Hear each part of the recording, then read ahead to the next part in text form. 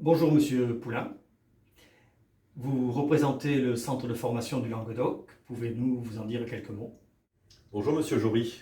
Alors le centre de formation du Languedoc est un centre de formation par l'apprentissage qui s'appuie sur 3 lycées privés de Montpellier et des alentours.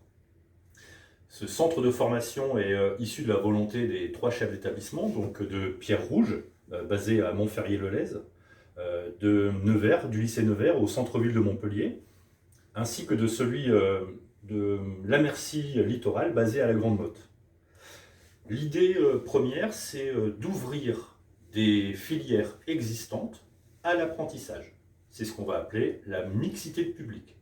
En résumé, en quelques mots, les établissements vont accueillir quelques apprentis au sein des formations initiales. Par exemple, le BTS Système numérique à Pierre Rouge va accueillir un ou plusieurs apprentis.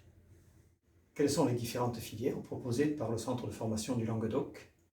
Alors, Monsieur Jory, je vous propose de faire un panorama complet de l'offre de formation proposée en partenariat avec les 3 lycées qu'on a évoqués juste avant. Si on commence par le lycée Pierre Rouge, donc basé à Montferrier-le-Lez, nous allons avoir le CAP assistant technique en milieu familial et collectif.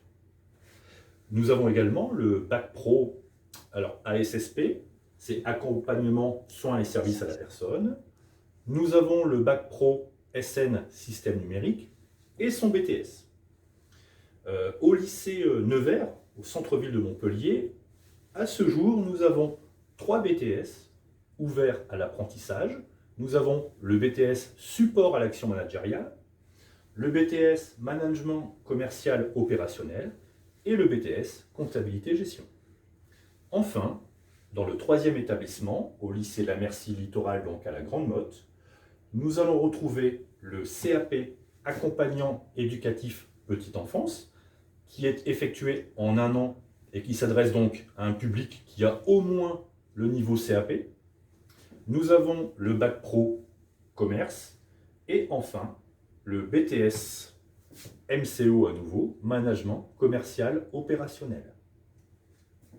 Pour la rentrée prochaine, nous avons mis sur Parcoursup l'ensemble des études post-bac, plus le BTS négociation digitalisation de la relation client, plus connu sous l'acronyme NDRC, et nous avons d'autres BTS en partenariat avec l'UFA, qui est l'unité de formation par alternance Méditerranée, dans laquelle nous allons proposer le BTS assurance, le BTS notariat et un BTS spécifique service à la personne qui s'appelle le SP3S. Dans les cartons, nous sommes en train de mettre la main sur un ou plusieurs bachelors. Le diplôme, il est le même que si on l'obtient en contexte scolaire. Est-ce qu'on a plus de chances de réussir en passant par l'apprentissage ou moins de chances?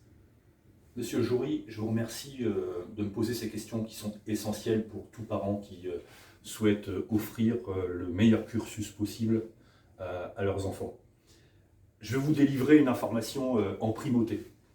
Nous allons être reconnus par l'Éducation nationale comme établissement ayant l'habilitation à délivrer des diplômes d'État.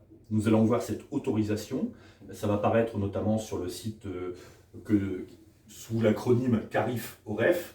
C'est un site qui permet en fait de diffuser sur Pôle emploi, sur la mission locale, sur le site officiel de l'alternance, nos offres de formation. Pourquoi ceci? Parce que le diplôme préparé, qu'il soit un BTS ou un CAP, est le même diplôme que celui préparé en formation initiale, c'est-à-dire en formation purement scolaire. Il faut savoir qu'un apprenti, c'est un salarié.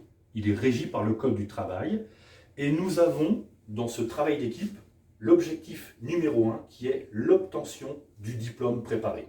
C'est pour cela que les équipes pédagogiques, les enseignants référents, travaillent de concert avec les tuteurs en entreprise, qu'on appelle en fait les maîtres d'apprentissage, afin que l'apprenti acquiert les connaissances et les compétences requises pour réussir à décrocher ce diplôme. Cette formation en apprentissage ou en alternance, qui est en fait le résumé du rythme, c'est-à-dire 2 ou 3 jours en école, 2 ou 3 jours en entreprise, c'est le choix qu'a fait le centre de formation du Languedoc en tout cas, eh bien c'est un véritable travail d'équipe, comme je le disais juste avant. Pourquoi ? Parce qu'il y a d'une part le travail à faire en milieu scolaire, donc là où on acquiert les compétences et les connaissances théoriques, et ensuite, immédiatement, la mise en pratique en milieu professionnel. Donc c'est un investissement en matière de temps. Il faut avoir la volonté, parce que c'est un véritable marathon qu'entreprend un apprenti, et nous nous appuyons sur un réseau de partenaires professionnels, donc des entreprises, qui ont cette volonté de transmettre auprès de nos apprentis. Alors, la formation, c'est plus facile ou c'est plus difficile en apprentissage que dans le système scolaire?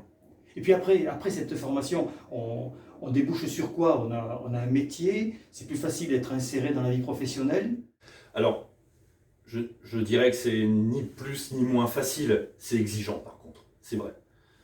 Cette notion d'acquérir des connaissances et des compétences professionnelles nécessite de la volonté, nécessite un travail régulier et une implication. La motivation est un des piliers de la réussite en apprentissage. L'apprentissage, c'est la voie royale vers l'emploi. D'ailleurs, toutes les études le démontrent. Les diplômés par apprentissage ont un meilleur taux d'employabilité que leurs camarades qui obtiennent le même diplôme par la voie initiale.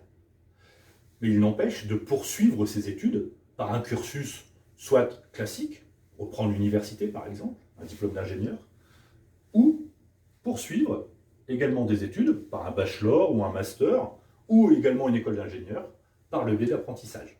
Merci Laurent Poulain pour ces réponses. Bien d'autres questions nous viendraient à l'esprit, mais on peut les trouver très facilement sur le site CFA 34. Et merci encore.